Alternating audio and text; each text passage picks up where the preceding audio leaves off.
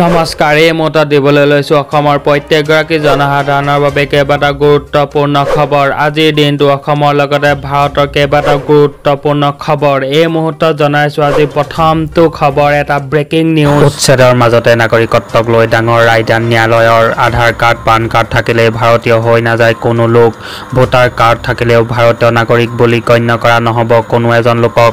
অবৈধভাৱে ভাৰতত থকা বাংলাদেশৰ এজন লোকৰ জামিন বাতিল বুলি মন্তব্য ন্যায়ালয়। Aadhaar card PAN card voter card লৈ ভাৰতত থাকিল বুলি ভাৰতীয় বুলিব নোৱাৰিব। আধাৰ কাৰ্ড পান কাৰ্ডৰ দৰে নথিপত্ৰসমূহে নাগৰিকত্ব প্ৰমাণ নকৰে। নাগৰিকত্বক লৈ বৃহৎ ৰায় বম্বে উচ্চ ন্যায়ালয়ৰ। ভাৰতীয় পাছপোৰ্ট জাল কৰি কোনো লোকে ক্ৰয় কৰিব পাৰে নথিপত্ৰ। নাগৰিকত্ব প্ৰমাণৰ বাবে আইনগত ব্যৱস্থা সংবিধানত আছে। উচ্ছেদৰ মাজতে নাগৰিকত্বক লৈ ডাঙৰ ৰায়দান উচ্চ ন্যায়ালয়ৰ। আজিৰ দ্বিতীয়টো ডাঙৰ খবৰ হৈছে মিয়া খেদিবলৈ শৃংখল চলিহা চিটু বৰুৱা কোন। শৃংখল চলিহা চিটু বৰুৱাক প্ৰত্যাহ্বান নামনি সংখ্যালঘু সংগ্ৰাম পৰিষদৰ।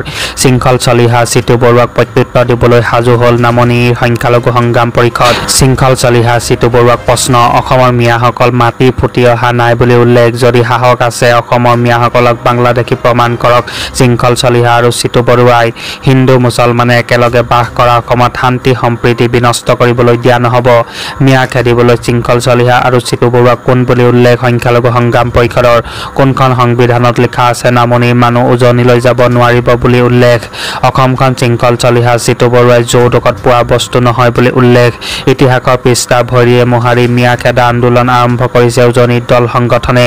স্বাধীনতা আন্দোলনৰ মিয়াৰ অৱদান কি প্ৰমাণ দিব নামনিৰ সংখ্যালঘু সংগ্ৰাম পৰিষদে। ভাৰতৰ স্বাধীনতাত আন্দোলনত মিয়াৰ অৱদানৰ কিতাপ শৃংখল চলিহা চিটু বৰুৱাক দিব নামনিৰ সংখ্যালঘু সংগ্ৰাম পৰিষদে। 15 আগষ্টত উজনি মিয়া খেদা আন্দোলনক প্ৰত্যাহ্বান জনাব নামনিৰ সংখ্যালঘু সংগ্ৰাম পৰিষদে। পৰৱৰ্তী খবৰ এইবাৰ অখিল গগৈৰ সপোন 2024 কিং মেকাৰ হোৱাৰ আৰু 2031 চনত কিং হোৱাৰ। 2024 চনত মই কিং মেকাৰ হ'ম বুলি উল্লেখ অখিল গগৈ আৰু 2031 চনত কিং হ'ম বুলি উল্লেখ অখিল গগৈ। বিজেপিক খেদিব হ'লে বিৰোধী এক হ'বই লাগিব বুলি উল্লেখ অখিল গগৈ। 2024 অসমৰ ৰাইজে যাদু দেখিবলৈ পাব। ৰাইজৰ দলে অসমৰ এটা মেজৰ দল হিচাপে আত্মপ্ৰকাশ কৰিব বুলি উল্লেখ অখিল গগৈ। পৰৱৰ্তী খবৰ এইবাৰ নিজাববীয়াকৈ উচ্ছেদ চলাবলৈ সাজু হৈছে বীৰ লাচিত সেনা। 7 দিনৰ সময়সীমা বান্ধি দিলে বেদখলকাৰীক। নিজাববীয়াকৈ উচ্ছেদ চলাবলৈ সাজু বীৰ লাচিত সেনা। 7 দিনৰ সময়সীমা বান্ধি দিলে বেদখলকাৰীক।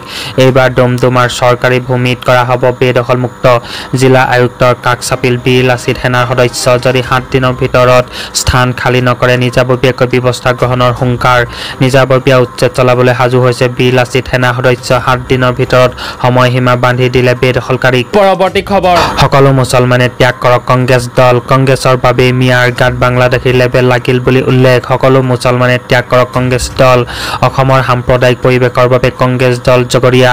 দশক দশক ধৰি মুছলমানক ব্যৱহাৰ কৰি আহিছে কংগ্ৰেছে। ঐতিহাসিক অসম আন্দোলনৰ সময়তো মুছলমানক প্ৰৰোচিত কৰিছিল কংগ্ৰেছে।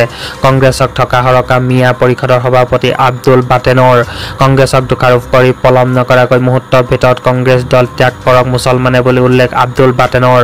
IMDT আইন মুছলমানৰ ৰক্ষা কবচ বুলি ভয় দেখুৱাই আহিছিল কংগ্ৰেছে। মুছলমান লোকক ভোট বেংক হিচাপে ব্যৱহাৰ কৰি আহিছে কংগ্ৰেছে। প্ৰয়োজনত নতুন ৰাজনৈতিক দল গঠন কৰক মুছলমানে। পৰৱৰ্তী খবৰ অসমীয়াক চূড়ান্ত অপমান কৰা চুমি আখতাৰক গ্ৰেপ্তাৰ কৰা হৈছে। বৰচলা আৰক্ষীয়ে গ্ৰেপ্তাৰ কৰে চুমি আখতাৰক। বৰ্তমান লাহৰীঘাট থানাত ৰাখিছে চুমিক। অসমীয়া জাতিক লৈ তুচ্ছতাচ্ছিল্য মন্তব্য কৰি গ্ৰেপ্তাৰ হ'ল ইউটিউবাৰ চুমি। লাহৰীঘাট আৰক্ষীৰ জালত বিতৰ্কিত ইউটিউবাৰ চুমি আখতাৰ। সামাজিক মাধ্যমত অসমীয়া জাতিক চৰম অপমান কৰি দিছিল পোষ্ট। ভিডিঅ'টো আপলোড হোৱাৰ পিছতে ৰাজ্যজুৰি সৃষ্টি হৈছিল প্ৰতিক্ৰিয়াৰ। অৱশেষত লাহৰীঘাট আৰক্ষীয়ে গৰৈমাৰীৰ পৰা গ্ৰেপ্তাৰ কৰিলে চুমি আখতাৰক। বিতৰ্কিত ইউটিউবাৰ চুমিক লাহৰীঘাট থানাত আৰক্ষীৰ সোধা পোছা কৰা হৈছে। পৰৱৰ্তী খবৰ এইবাৰ ৰোগীৰ ওপৰতো চৰকাৰৰ মাধমাৰ এফালৰ পৰা বৃদ্ধি চিকিৎসাৰ বিভিন্ন মাচুল। জনসেৱাৰ কথা কোৱা চৰকাৰৰ এইবাৰ মাধমাৰ ৰোগীৰ ওপৰত অত্যাধিক মাচুল সংগ্ৰহেৰে কেঞ্চাৰ ৰোগীক মাধমাৰ সোধাইছে চৰকাৰে। ৰাজ্যিক কৰ্কট প্ৰতিষ্ঠানে বৃদ্ধি কৰিলে কৰ্কট ৰোগীৰ চিকিৎসাৰ বিভিন্ন মাচুল। এতিয়াৰে পৰা চিকিৎসালয়ত ভৰ্তি হোৱাৰ সময়ত দিব লাগিব 10,000কৈ টকা। অত্যাধিক হাৰত বৃদ্ধি কৰা হৈছে জেনেৰেল বেডৰ মাচুল। পূৰ্বৰ 200 টকাৰ পৰিৱৰ্তে এতিয়াৰে পৰা দিব লাগিব 1500 টকাকৈ। পঞ্জীয়নৰ মাচুল 100 টকাৰ পৰিৱৰ্তে পৰিৱৰ্তে এতিয়াৰে পৰা হ'লগৈ 360 টকা। ICU মাচুলো প্ৰায় 3 গুণ বৃদ্ধি কৰিলে ৰাজ্যিক কৰ্কট প্ৰতিষ্ঠানে। পূৰ্বে 1500 টকাৰ ICU মাচুল এতিয়া পৰা হ'ব 4000 টকা।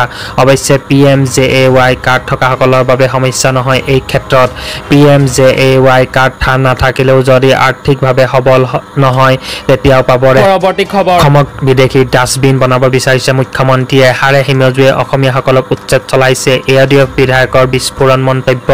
সংখ্যালঘুৰ জীয়াই থকাৰ অধিকাৰ কাঢ়ি নিছে মুখ্যমন্ত্ৰীয়ে। মুছলমান শিক্ষাৰ্থীক শিক্ষাৰ অধিকাৰৰ পৰা বঞ্চিত কৰিছে হিমন্ত বিশ্ব শৰ্মাই। হাড়ে হিমজুৱে অসমীয়াসকলক বাংলাদেশীৰ নামত উচ্ছেদ চলাইছে। 100 বছৰ ধৰি অসমত বসবাস কৰা মুছলমানক উচ্ছেদৰ নামত অত্যাচাৰ চলাইছে বুলি উল্লেখ AIUDFৰ বিধায়কৰ। অসমখনক বিদেশী ডাষ্টবিন বনাব বিচাৰিছে মুখ্যমন্ত্ৰীয়ে। বাংলাদেশ পাকিস্তানৰ পৰা অহা অমুছলমানক ৰঙা দলিচা পাৰি দিছে বিজেপিয়ে। 100 বছৰ ধৰি অসমত বসবাস কৰা মুছলমানক উচ্ছেদৰ নামত অত্যাচাৰ চলাইছে মুখ্যমন্ত্ৰীয়ে বুলি উল্লেখ। অবৈধ বিদেশীৰ জৰিয়তে অসমৰ কৃষ্টি সংস্কৃতি সলনি কৰিব খুজিছে বিজেপি RSSে। বিজেপি অগপ চৰকাৰৰ বিৰুদ্ধে ৰাজপথলৈ ওলাই আহিব লাগে জাতীয় দল সংগঠন। 1971ৰ পিছত অহা হিন্দু মুছলমান কাকোকে গ্ৰহণ কৰা নহ'ব বুলি উল্লেখ। সংবাদ মেলযোগে সৰব AIUDFৰ বিধায়ক হাফিজ ৰফিজুল ইছলামৰ।